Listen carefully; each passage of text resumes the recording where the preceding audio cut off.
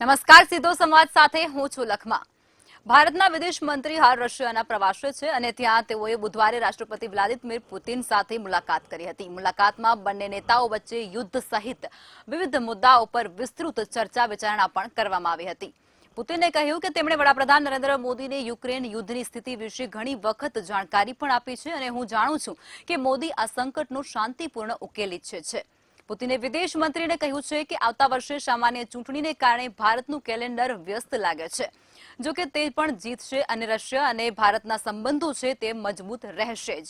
રાષ્ટ્રપતિ પુતિને વડાપ્રધાન નરેન્દ્ર મોદીને આવતા વર્ષે રશિયાની મુલાકાત લેવા માટે આમંત્રણ પણ આપ્યું છે। જયશંકરની મુલાકાત રશિયા માટે સંકેત છે કે દિલ્હીએ તેના જૂના વ્યૂહાત્મક ભાગીદારને હજુ નથી છોડ્યા। તો આજ મુદ્દે કરીશું સીધો સંવાદ, જેનું શીર્ષક છે ભારત મધ્યસ્થી કરશે।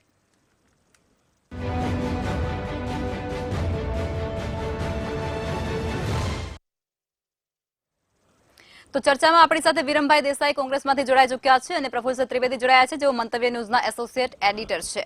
સર, તમારી પાસે આવવા માંગીશ કે એસ જયશંકર અને રશિયાના રાષ્ટ્રપતિ પુતિન વચ્ચે મુલાકાત થઈ હતી અને મુલાકાત દરમિયાન યુદ્ધ વિશે પણ ચર્ચા વિચારણા કરવામાં આવી હતી। આ મુદ્દે આપ શું કહેશો?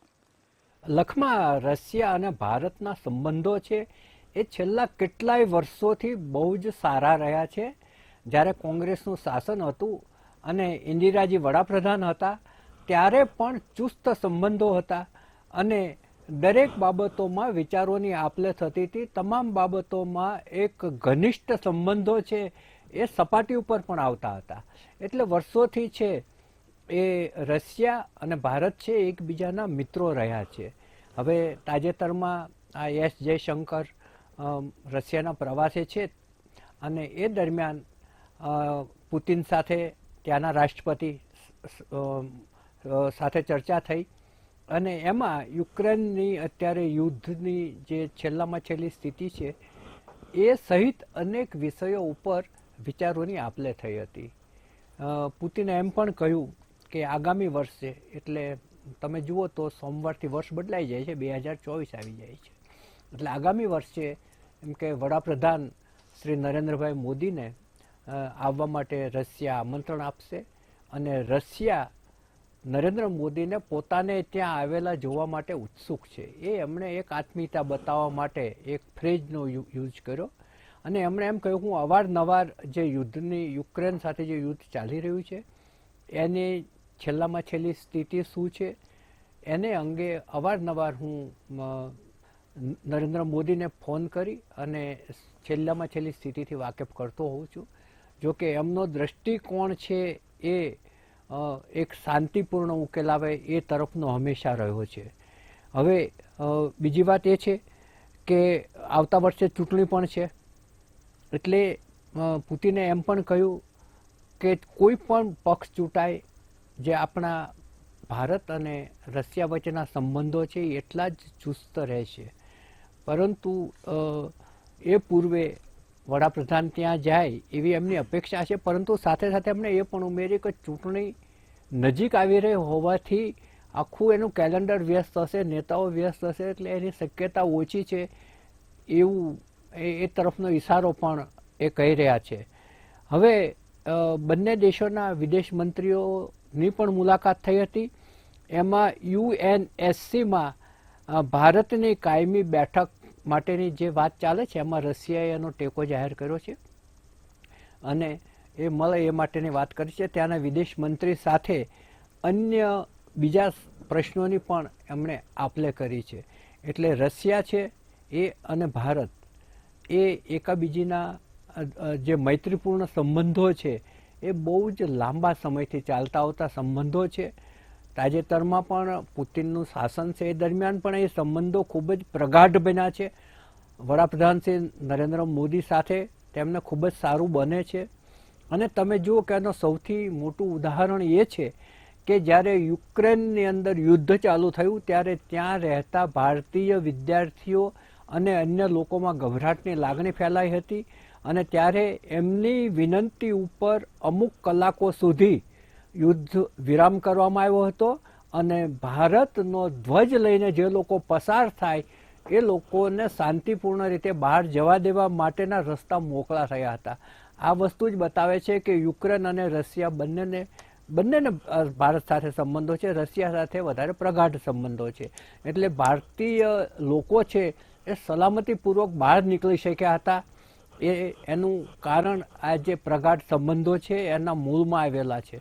એટલે જે યુદ્ધ ચાલુ થયું ત્યારથી આજ સુધી એ સંબંધો છે એની આજ રોજે રોજની જે કે અમુક સમયે જે વિચારોની આપલે થાય છે એનું કારણ પણ એ જ છે. જી સર, બિલકુલ ચોક્કસથી. ચર્ચામાં આપણી સાથે ભારતીય જનતા પાર્ટીમાંથી હેમંતભાઈ ભટ્ટ જોડાઈ ચુક્યા છે. હેમંતભાઈ, હું તમારી પાસે આવવા માંગીશ કે પુતિન અને જે આજે મુલાકાત થઈ છે એસ જયશંકર વચ્ચે, તેમાં તેઓ કહી રહ્યા છે કે યુદ્ધ વિશે અવારનવાર તેઓ વડાપ્રધાનને માહિતગાર કરતા હોય છે. પ્રવર્તમાન જે પરિસ્થિતિ છે તેનાથી વડાપ્રધાનને તેઓ વાકેફ કરતા હોય છે. અને તેની વચ્ચે તેઓએ એવું પણ કહ્યું છે કે તેઓએ રશિયા ખાતે વડાપ્રધાનને બોલાવવા માટેના પ્રયત્નો પણ કર્યા હતા, પરંતુ નરેન્દ્ર મોદી વડાપ્રધાન છે તેઓ ત્યાં ગયા નહોતા. તો આ મુદ્દે ઘણા અનેક સવાલો પણ ઉભા થતા હોય છે. તો આ મુદ્દે આપ શું કહેશો?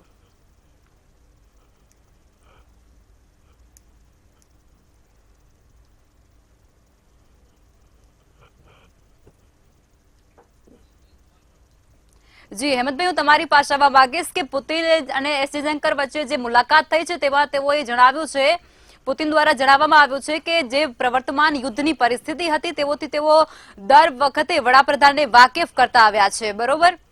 અને એવું પણ કહ્યું છે કે વડાપ્રધાન છે તે આ બધી ઘટનાનો શાંતિપૂર્ણ અંત આવે તેવું ઈચ્છી રહ્યા છે. આ મુદ્દે આપ શું કહેશો?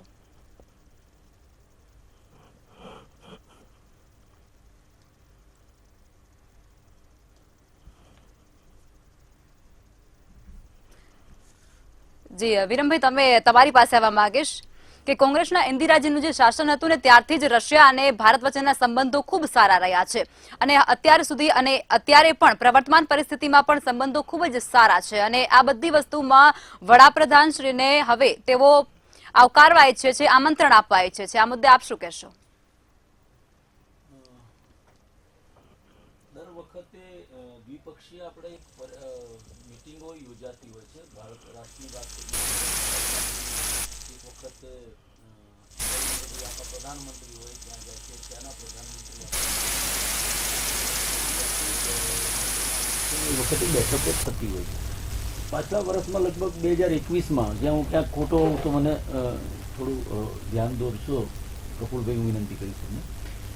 લગભગ 21 કે 22માં આપણે જે કોરોના કાળની વખતે આપણે નથી મળી શક્યા અને ગઈ વખતે જે અણુબોમ્બ ફેંકવાની વાત કરી હતી યુક્રેન અને બંનેની જે વચ્ચે યુદ્ધ થઈ રહ્યું છે એમાં, અને એ વખતે કંઈક પ્રધાનમંત્રી આપણા ત્યાં ગયા નહોતા. એટલે વાત એ છે કે બંને પક્ષોએ, અને ખાસ કરીને રશિયાની જો આપણે વાત કરીએ તો એ વર્ષોથી જે અગાઉ આપણે પ્રફુલભાઈએ આ વાત કરી, બહુ વિસ્તારપૂર્વક વાત કરી કે સંબંધો ભારત સાથે અને રશિયા હંમેશા ભારતના પડખે રહ્યું છે. અનેક મિત્રતાપૂર્ણ એ મિખાઈલ ગોર્બાચોવ જ્યારે રાષ્ટ્રપતિ હતા કે એના પહેલા અગાઉના પણ જે કોઈ પણ હતા, જ્યારે સંયુક્ત રાષ્ટ્ર કહેવાતું હતું રશિયા, એ વખતની વાત છે, એ લઈને આજ સુધીની વાતો. પણ આપણે વિદેશ નીતિની જે એસ જયશંકર જે વાત કરે છે એમાં આપણે મહદઅંશે આપણે જોવા જઈએ ને તો આપણે ક્યાંક ને ક્યાંક ફેલ રહ્યા છીએ. એટલા માટે ફેલ રહ્યા છીએ કે આપણા પડોશી જે રાજ્યો છે, દેશો છે, એમની સાથેની આપણે મિત્રતા હતી એ જાળવી નથી શક્યા. ક્યાંક તમે જો એ નેપાળની વાત કરીએ, આપણે ભૂટાનની આપણે વાત કરીએ તો એ નાના પ્રદેશ, શ્રીલંકાની આપણે વાત કરીએ, જે નાના દેશો જે છે એમની સાથે આપણી જે મૈત્રીપૂર્ણ જે આપણા સંબંધો હતા, જે આપણે નેપાળમાં તો વિઝાની પણ જરૂર નહોતી પડતી, આપણે પાસપોર્ટના પેલા આપણે ત્યાં એની બોર્ડર આપણે ક્રોસ કરી શકતા હતા ઓળખ કાર્ડથી આપણે, બરાબર. એટલે આજે તમે જુઓ એ જગ્યાએ ચાઇનાની આપણે વાત કરીએ, નેપાળની વાત કરીએ, આ બધા જે દેશો છે આપણી વિરુદ્ધમાં આપણે સંબંધો બધા, અને હંમેશા આપણે શાંતિપૂર્ણ રીતે દરેક વખત આપણે જોયું છે કે યુદ્ધ બી થતા હોય ને તો આપણે હંમેશા શાંતિના હિમાયતી રહ્યા છીએ, અહિંસાના હિમાયતી રહ્યા છીએ. પૂજ્ય ગાંધી બાપુએ જે વારસો આપેલો છે કે હવે શાંતિ, કે જે અંગ્રેજોની સામે લડાઈ આપણે લડ્યા ને એમાં એમ કહ્યું હતું ગાંધીજીએ કે ભાઈ એ કહેવાય પણ છે, વિશ્વ એવું કહે છે કે લોહીનું એક ટીપું પણ પડ્યા વગર એ આપણે આઝાદી આપણે મેળવી. એટલે અહિંસાના પૂજારી આપણા દેશમાં પેદા થયા ગાંધીજી. એટલે અહિંસાના પૂજારી છે ને વાત સાચી છે. પુતિને એમ કહ્યું કે તમે આવો છો, શાંતિની વાત કરે છે, બહુ સારી બાબત છે. અને એક દેશના પ્રધાનમંત્રીને આવકારે છે. 1986ની હું વાત કરું તમને તો રાજીવ ગાંધીજી જયારે આપણા દેશના પ્રધાનમંત્રી હતા, અને એમને રશિયા અને અમેરિકા સાથેના જે સંબંધો બનાવ્યા હતા એ વખતે એક બેલેન્સ રાખીને, જ્યારે રશિયા અને અમેરિકા એકબીજાની વિરુદ્ધમાં છે અને એ પરિસ્થિતિમાં આપણે એ દ્રશ્યો આજકાલ સોશિયલ મીડિયા ઉપર પણ આપણે જોઈએ છે કે રાજીવજી જ્યારે ત્યાં મળવા ગયા હતા અને એમને ગાડીનો દરવાજો ખોલી ને એમને જે છત્રી સાથે લઈને એના પ્રમુખ એમને લઈને જતા હોય કે મૂકવા આવતા હોય, એ ખૂબ આમ આંખને ગમે એવા દ્રશ્યો હતા. આપણે ગૌરવ લઈ શકીએ. પણ કોંગ્રેસે ક્યારે છે ને આ બધી એની જાહેરાતો, કરજાના ટેક્સના પૈસાનો આવી રીતે વેડફાટ નથી કર્યો, એના માટેની મોટી મોટી ગુલમાંગો નથી ફેંકી. આ તો યશસ્વી થઈ ગયા, અમને દેશમાં વિદેશમાં કોઈ ઓળખતું નતું આખા દેશમાં. એટલે આવી બધી જે વાતો છે, એટલે ક્યાંક ને ક્યાંક આપણે કંઈક પેલું કહેવાય કે એક આછકલાઈ કે એક હલકી કક્ષાની જે પ્રચાર પ્રસિદ્ધિમાં જે પડેલા છે આપણા દેશના પ્રધાનમંત્રી અને એની જે સોશિયલ મીડિયાની ટીમ છે, એ હું ક્યાંક વખોડું છું. પણ શાંતિની મંત્રણા જ્યાં થતી હોય ત્યાં હંમેશા કોંગ્રેસ પક્ષ તો એમની સાથે જ છે. જ્યાં જ્યાં શાંતિની વાર્તા હશે, વિદેશની વાત હોય, રશિયાની વાત હોય, તો રશિયા તો આપણું મિત્ર રહ્યું જ છે, એમાં કોઈ મોટી વાત નથી.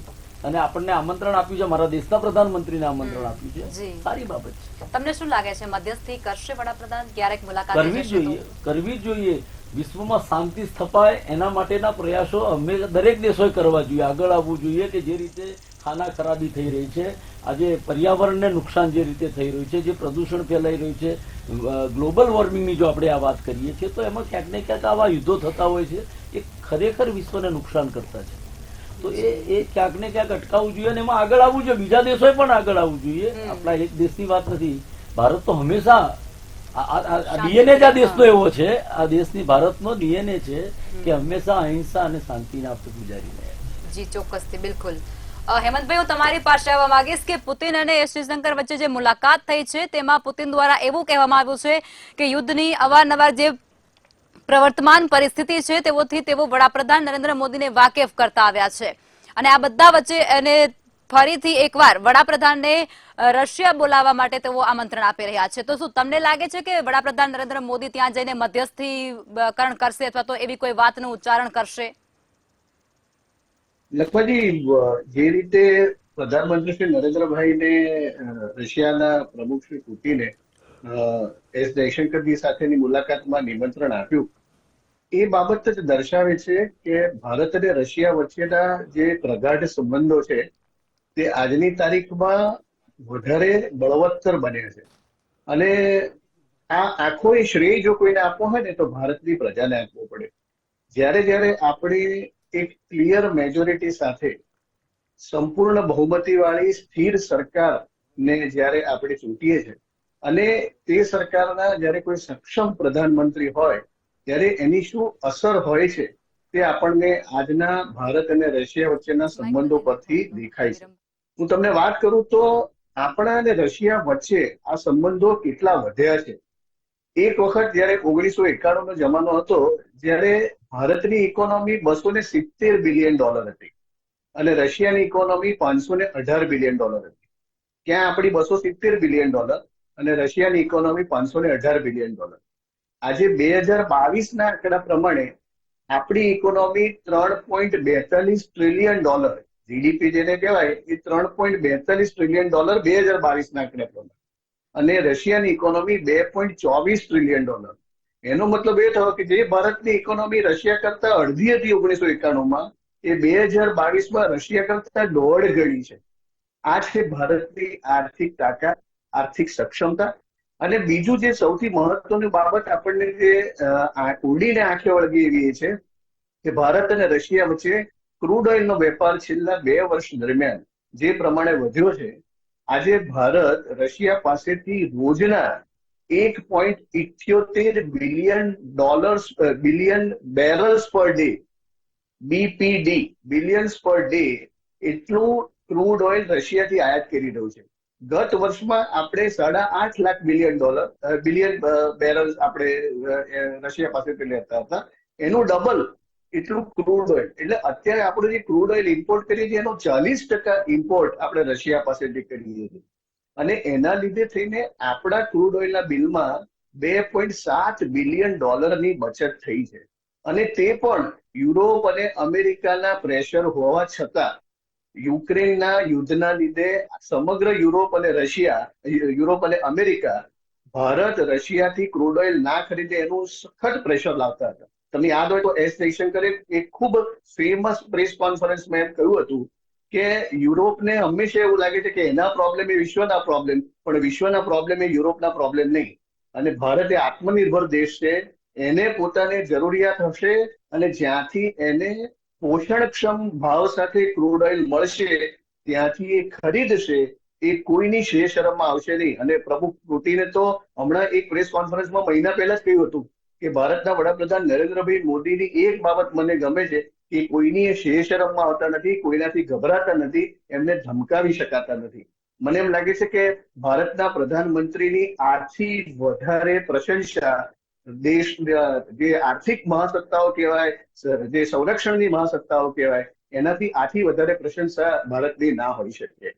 એટલે ભારતની આ જે કોઈ શાખ ઉભી થઈ છે, આજે જ આપણે કુવૈતનો એક જે કોર્ટનો ચુકાદો આવ્યો છે કે આપણા 8 નેવલ ઓફિસરોને જેમને મોતની સજા હતી તેમને હવે જેલવાસની સજામાં આપણે ટ્રાન્સફર કરી શક્યા છે. It is only because of our foreign policy. આજે એસ જયશંકરજી જે પ્રમાણે નરેન્દ્રભાઈના નેતૃત્વ હેઠળ, એમના માર્ગદર્શન હેઠળ જે પ્રમાણેની આપણી વિદેશ નીતિ ચાલી રહી છે, મને એવું ચોક્કસપણે લાગે છે કે એક્રોસ ધ બોર્ડ, હમણાં પ્રફુલભાઈએ વાત કરી કે યુક્રેનના યુદ્ધમાં ભારત અને રશિયા, ભારતના જેટલા સ્ટુડન્ટ્સ હતા એમને યુક્રેનમાંથી સલામત રીતે બહાર કાઢવા માટે જે પ્રમાણે ઇન્ડિયન ફ્લેગ લઈને જે કોઈ નીકળે એને ના તો યુક્રેનના સોલ્જર્સનો ડર હતો ના રશિયન સોલ્જર્સનો ડર હતો. મને એવું લાગે છે કે આ પણ ભારતની એક ખૂબ મોટી શાખ છે. અને ઘણી વખત વિશ્વના અનેક પ્લેટફોર્મ અને માધ્યમો પર એવું કહેવાયું છે કે રશિયા અને યુક્રેનના વોરને જો કોઈ વ્યવસ્થિત રીતે અને શાંતિથી જો કોઈ ઉકેલ લાવી શકે એવા વૈશ્વિક કક્ષાના કોઈ નેતા હોય તો તે નરેન્દ્રભાઈ છે. વિરમભાઈ, તમે તમારી વાત મૂકો. સૌપ્રથમ એમને જે છેલ્લે કહ્યું એની હું પહેલા જવાબ આપી દઉં, બીજા જવાબ પછી આપું. હા, બિલકુલ. રશિયા, યુક્રેન અને ભારતની જો આપણે વાત કરીએ તો આ ત્રણેય દેશો એક મિત્ર છે. અને એક દેશના એ મિત્ર દેશની અંદર જે સ્ટુડન્ટો ભણવા ગયા છે, જે વિદ્યાર્થીઓ છે, તો એમાં ભારત અપીલ કરે કે ભાઈ અમારા ત્યાં નાગરિકો છે કે અમારા સ્ટુડન્ટ, એમને તમારા યુદ્ધમાં અંદર જે વચ્ચે થતું હોય પણ અમારા જે અમારે બહાર કાઢવા છે, તો એ બંને મિત્ર દેશો એમાં રાજી થાય, એમાં કોઈ વાંધો નથી અને સારી બાબત છે. હવે એનાથી આગળ વાત કરું. અમેરિકાએ જયારે પાકિસ્તાન અહીંયા અડપલા જે આપણા બંને સરહદ ઉપર કરતું હતું, પૂર્વ અને પશ્ચિમ બંને સાઈડની આપણે વાત કરીએ, બંને જગ્યાએ આપણે લડવું પડતું હતું, અને ત્યારે ઇન્દિરાજીએ જે નિર્ણય લીધો હતો એ અમેરિકાનું ખૂબ દબાણ હતું આપણા ઉપર, અને એ દબાણને બસ થયા વગર અને ઇન્દિરાજીએ એ વખતે એવું કહ્યું કે મારી સરહદના રખોપા કરવા માટે મારે કોઈ બીજી સત્તાની મારે પૂછવાની જરૂર નથી, એ નિર્ણય મારો હશે, અને નિર્ણય આપણે યુદ્ધના ફેરવી નાખ્યો હતો. અને આજે જે પાકિસ્તાનના 2 ટુકડા જે કરી નાખ્યા અને બાંગ્લાદેશનું જે સર્જન થયું, તો એ વખતે અમે અમેરિકાની શરમ નહોતી રાખી. ફરક માત્ર આટલો છે કે અમે એની જાહેરાતો ના કરી અને આ લોકો ઢોર ટીપામાંથી ઊંચા નથી આવતા. બસ કંઈક થયું તો ચાઇનાની વાત કરીએ આપણે, તો ચાઇના આપણી ઉપર પેલા જે અડપલા કરતું, આપણી જે સરહદના જે અમુક ભાગ એને જે હમણાં પાછળથી પચાવી પાડ્યો છે, સરહદમાં અંદર ઘૂસી ગયા હતા એના સૈનિકો, અને એની વખતે જે હમણાં કહેતા હતા ને કે કોઈની શરમ નથી રાખતા એવું કે છે, તો એ વખતે જ જયશંકર એવું બોલ્યા હતા કે તો આર્થિક મહાસત્તા છે, આપણાથી ખૂબ આગળ છે, અને આપણે ના પહોંચી વળીએ.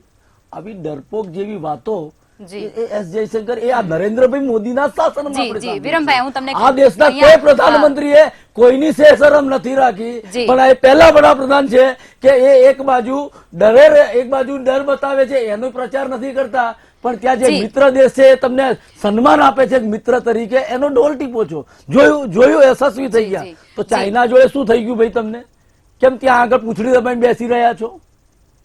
મારા સૈનિકોને આવીને એના સૈનિકો આપણી સરહદમાં ઘૂસીને માર્યા, ત્યાં તમે પાછા આમ એકદમ પેલા આંગળી. અને પાકિસ્તાન, પેલું કહેવત છે કે ગરીબ કી બીબી સબકી ભાભી, આ એવી પરિસ્થિતિ કંઈક હોય તો પાકિસ્તાન ઉપર તમારે કરવું છે, પણ ચાઇના આજે રોજ અડપલા કરે, પણ ચાઇના ત્યાં ના, તો બહુ મોટી મહાસત્તા છે, એની જોડે આપણે ના પહોંચી વળીએ. આવું વિદેશ મંત્રીનું નિવેદન. જી જી જી, હેમંતભાઈ પાસે જવાબ મેળવી લઈએ. હેમંતભાઈ, આપ જે આ મુદ્દે વાત કરી રહ્યા છે આપણા વિરમભાઈ દેસાઈ, તેમાં તમે જવાબ આપો. સહમત છો કે નથી? લખમાજી, મારે વિરમભાઈનું એક જ બાબત પ્રત્યે ધ્યાન દોરવું છે કે જે 1971 યુદ્ધની વાત કરે છે કે જેમાં ઇન્દિરાજીએ અમેરિકાની પરવાનગી નહોતી કરી, એ કયા બેઝ પર નહોતી કરી? એના વર્ષ પહેલા આપણે રશિયામાં તે વખતના રશિયાના પ્રમુખ લિયોનિડ બ્રેઝનેવ સાથે આપણે સંરક્ષણ કરાર કર્યા હતા કે ભારત અને રશિયા એકબીજાની સરહદ પર જો કોઈ પણ હુમલો થશે તો સંરક્ષણની દ્રષ્ટિએ તેની રક્ષા કરશે. આ સંરક્ષણ કરાર જે ભારત અને રશિયા વચ્ચે તે વખતે થયા હતા તે એક મજબૂત કારણ હતું જેના લીધે થઈને અમેરિકા ઈસ્ટ પાકિસ્તાનના બાંગ્લાદેશના વોરમાં સીધું ઇન્વોલ્વ થવાથી ડરતું રહ્યું અને છેક સુધી માત્ર તેણે ધમકી આપી અને આપણે માત્ર 12 દિવસમાં ભારત બાંગ્લાદેશમાં ઈસ્ટ પાકિસ્તાનનું યુદ્ધ આપણે પૂરું કર્યું અને બાંગ્લાદેશને મુક્તિ અપાવી શક્યા. બીજી બાબત અગત્યની એ છે કે જે ચાઇના સાથેની વાત થાય છે, ગલવાન ઘાટીમાં ભારતીય સૈનિકોએ જે જવાબ આપ્યો જડબાતોડ ચીનના સૈનિકોને, એની તો આખી તારીખ વિશ્વની સમક્ષ જાહેર છે. અને આપણે તો મને બરાબર AK એન્ટનીનું 2013નું લોકસભાનું એ નિવેદન યાદ આવે છે કે ભારત અને ચાઇના વચ્ચેની બોર્ડરમાં ઇન્ફ્રાસ્ટ્રક્ચર આપણે ડેવલપ કરવું નથી. કેમ? તો કે no infrastructure is the best security of our border. આ તો કોંગ્રેસની પોલિસી હતી. આજે ભારતીય જનતા પાર્ટીની સરકાર આવ્યા પછી 2014 પછી ભારત અને ચાઇનાની બોર્ડર વચ્ચે ઇન્ફ્રાસ્ટ્રક્ચરના એટલા બધા પ્રોજેક્ટ, હમણાં લગભગ 4 મહિના પહેલા રાજનાથ સિંહજીએ 94 જેટલા બ્રિજીસ માત્ર ભારત ચાઇના બોર્ડર ઉપર right from Ladakh to Arunachal Pradesh એના ડેવલપ કર્યા. આજે આપણે ડોકલામ અને દોલતબેગ ઓલ્ડી સુધીનો જે રસ્તો બનાવ્યો છે લેહ લડાખથી, એના લીધે થઈને આપણું સૈન્ય હવે વિધિન મિનિટ્સ હવે આપણી ભારત અને ચાઇનાની બોર્ડર વચ્ચે પહોંચી શકે છે. તમને યાદ હોય તો આપણે ચોશુલ રેન્જમાં હમણાં જી હેમંતભાઈ, આપણે મુદ્દા પર આવી જઈએ. હું તમને એક સવાલ કરી લઉં અહીંયા. હેમંતભાઈ, એ મારા સૈનિકોનો હતોત્સાહ કરવા જેવું નિવેદન હતું કે નહીં? આપણા આર્મીના હેમંતભાઈ, જવાનો પહોંચીને જે જયશંકરે જે નિવેદન આપ્યું હતું, એસ જયશંકરે જે નિવેદન આપ્યું હતું, નરેન્દ્રભાઈના હું શાસનમાં આપને જોઈ શકે. બાકી એ કોંગ્રેસના શાસનમાં નહીં, કોંગ્રેસના શાસનમાં તો ફોરેન સેક્રેટરી શંકર મેનનનું નિવેદન છે કે ભારતની જમીનના 64 ચોરસ માઇલ જેટલો વિસ્તાર, અરે 4 લાખ ચોરસ કિલોમીટર નો વિસ્તાર અત્યારે હાલ નરેન્દ્રભાઈ મોદીના શાસનમાં કબજે કરી લીધો છે. હેમંતભાઈ, અને નિવેદન જે તમારા આપણા વિદેશ મંત્રી જે આપી રહ્યા છે એ દેશના સૈન્યનું મનોબળ તોડવા બરોબર છે. જી વિરમભાઈ, હું હેમંતભાઈ દેશના તમારી પાસે સૈન્યનું આવીશ. મનોબળ તોડવા બરોબર છે અને તમે સ્વીકારો છો? જી હેમંતભાઈ, વિરમભાઈ આપણે આ મુદ્દાને રહેવા દઈએ. હેમંતભાઈ, આપણે મુદ્દાની વાત કરીએ કે પીએમ મોદીને 2022માં યુક્રેન તરફથી જે યુક્રેનને યુદ્ધ ચાલતું હતું તે સમયે મુલાકાત માટે રશિયાથી બોલાવવામાં આવ્યા હતા, પરંતુ તેઓ ત્યારે નહોતા ગયા. અને ત્યારે ફરી એક વખત આ વખતે જ્યારે આ વાર્ષિક સમિટ યોજાય છે ત્યારે ફરી એક વખત એસ જયશંકરને વિદેશ મંત્રીને ત્યાં મોકલવામાં આવ્યા છે, પરંતુ તેઓ નથી ગયા. ત્યારે અહીં ઘણા બધા એવા સવાલો ઉભા થાય છે કે શું કામ વડાપ્રધાન નરેન્દ્ર મોદી 2 વર્ષથી છેલ્લા આ જે વાર્ષિક સમિટ છે તેમાં ભાગ લેવા માટે રશિયા ખાતે નથી જતા? શું કહેશો આપ? લખમાજી, નરેન્દ્રભાઈએ વિશ્વના અનેક પટલો પર અને માધ્યમો પર એવું કહ્યું છે કે this is not an era of war. આ જે વિશ્વમાં અત્યારે જે સમય ચાલી રહ્યો છે, જે સંક્રાંતિ કાળ ચાલી રહ્યો છે, એ યુદ્ધનો સમય નથી. એ સમય શાંતિનો, વાટાઘાટોનો છે. એવું નરેન્દ્રભાઈએ બહુ જ ચોખ્ખા શબ્દોમાં, ના તો રશિયાની શરમમાં આવ્યા વગર કે ના યુક્રેનની સાથે કોઈ પણ પ્રકારનો દંભ રાખ્યા વગર આ બાબત નરેન્દ્રભાઈએ બહુ ચોખ્ખા શબ્દોમાં કહી છે. હવે જ્યાં સુધી રશિયા અને યુક્રેનનો જે પ્રશ્ન છે વૈશ્વિક પ્રશ્ન છે, બહુ જ પેચીદો પ્રશ્ન છે. કારણ કે યુક્રેનના એવા કેટલાય રાજ્યો એવા છે જેમાં ડોનેટ્સ છે, લુહાન્સ છે, ક્રિમિયા જે રશિયાએ 2014માં એનેક્સ કર્યું છે કે જ્યાં રશિયન મેજોરિટી સ્પીકિંગ પીપલ્સની બહુમતી છે અને રશિયાનો પોતાનો ક્લેમ છે. આમ જોવા જાવ તો 1917માં લેનિને જયારે રશિયામાં એનેક્સ કર્યા સોવિયત યુનિયનમાં આ બધા જ રાજ્યોને ઇન્ક્લુડિંગ યુક્રેન, ત્યારે પુટિનને તો આજે પણ કહેવું છે કે આ બધા રશિયાના ઘટક રાજ્યો છે, એ સ્વતંત્ર દેશ તરીકે અસ્તિત્વમાં સંભવિત ન શકે. એટલે આટલો જયારે પેચીદો પ્રશ્ન હોય ત્યારે મને એવું ચોક્કસપણે લાગે છે કે હંમેશા વાટાઘાટોની શરૂઆત સચિવ કક્ષાએ થાય, પછી વિદેશ મંત્રીના લેવલે થાય અને પછી હંમેશા વૈશ્વિક વડાઓ એકબીજા સાથે ફાઇનલ નેગોશિએશન ચોક્કસથી સર આપ સમાપનમાં શું કહેશો? સમયનો અભાવ છે હેમંતભાઈ, રોકવા માંગીશ. એવું કહીએ કે નરેન્દ્રભાઈ યુક્રેનના વોરની નીતિગ્રીટી માટે રશિયા જી, હેમંતભાઈ. સાથે કરવા બેસે, જી. મને એવું લાગે છે કે વધારે પડતું અતિશયોક્તિ ભર્યું છે. હંમેશા વિદેશ સમયનો અભાવ છે એટલે હું તમને રોકવા માંગીશ. હેમંતભાઈ, સમયનો અભાવ છે. એસ જયશંકરની બેઠક થાય અને પછી એસ જયશંકરની બેઠક થાય અને પછી આગળ જી. વૈશ્વિક વડાઓની જી બેઠક જી થાય જી એ જી વધારે બિલકુલ યોગ્ય છે. બિલકુલ હેમંતભાઈ, સમયનો અભાવ છે. સર સમાપનમાં આપ શું કહેશો? તમને શું લાગી રહ્યું છે? હેમંતભાઈ જે 2-3 વાત કરી એ સારી છે કે ભારત છે એટલે આર્થિક રીતે અત્યારે સક્ષમ થઈ રહ્યું છે. એ આખો વિશ્વ અત્યારે એની નોંધ લઈ રહ્યું છે. ખુદ પુતિને પણ કહ્યું છે કે ભારતના લોકોનો વિકાસ થઈ રહ્યો છે, આનંદની વાત છે. એટલે એ બાબત છે ચોક્કસપણે આવકાર્ય છે. બીજું, ક્રૂડ ઓઇલ જે રશિયાથી અત્યારે આવે છે એ ઘણું બધું બીજા દેશોમાંથી આવતું હતું એના કરતાં સસ્તું આપણને પડે છે ને એને કારણે પેટ્રોલ ડીઝલના ભાવ છે થોડા કંટ્રોલમાં રહ્યા છે. એટલે ક્રૂડ ઓઇલ લગભગ 40% જેટલું રશિયામાંથી આવે છે. એ એક સારી વાત છે.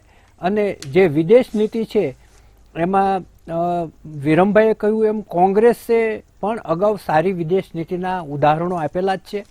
અને અત્યારે જે ભારતીય જનતા પાર્ટીનું શાસન છે એમાં જે પડોશી દેશો છે જે હમણે વાત કરી નેપાળ ને શ્રીલંકા ને એ બધાને જો બાદ કરો તો વિશ્વની અંદર આજે નરેન્દ્રભાઈ મોદી વડાપ્રધાન શ્રીની ઇમેજ છે એક વિશ્વ નેતા તરીકે ચોક્કસપણે ઉપસી રહી છે.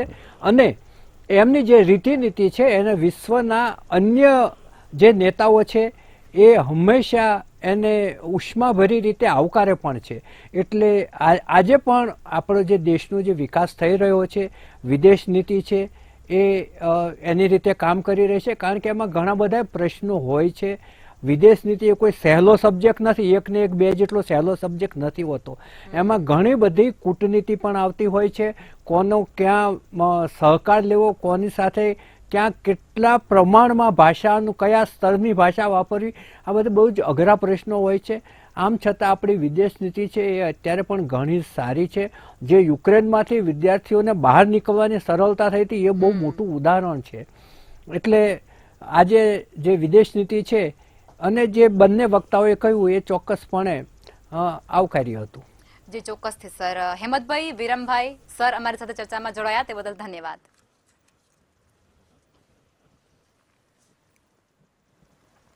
પ્રતિષ્ઠિત ચેનલના એક અહેવાલ મુજબ યુએસમાં પ્રતિબંધોનો સામનો કરી રહેલા રશિયાની મુલાકાત ન લઈ અને પીએમ મોદીએ પશ્ચિમને સંકેતો આપ્યા હતા. જ્યારે જયશંકરની મુલાકાત રશિયા માટે સંકેત છે કે દિલ્હીએ તેના જૂના વ્યૂહાત્મક ભાગીદારને ક્યારે નથી છોડ્યા. સાથે જ ગયા વર્ષે બ્લુમબર્ગે તેના અહેવાલમાં દાવો કર્યો હતો કે પુતિન દ્વારા યુક્રેન યુદ્ધમાં પરમાણુ હથિયારોનો ઉપયોગ કરવાની ધમકી બાદ વડાપ્રધાન નરેન્દ્ર મોદીએ રશિયામાં યોજાનારી કોન્ફરન્સને રદ કરી દીધી હતી. આ બધા વચ્ચે હવે જોવાનું એ રહ્યું કે શું મોદી રશિયાની મુલાકાતે જશે અને જશે તો શું મધ્યસ્થીની વાત ઉચ્ચારશે ખરા? તો આજ મુદ્દે ચર્ચાને સમાપ્ત કરીશું. નમસ્કાર.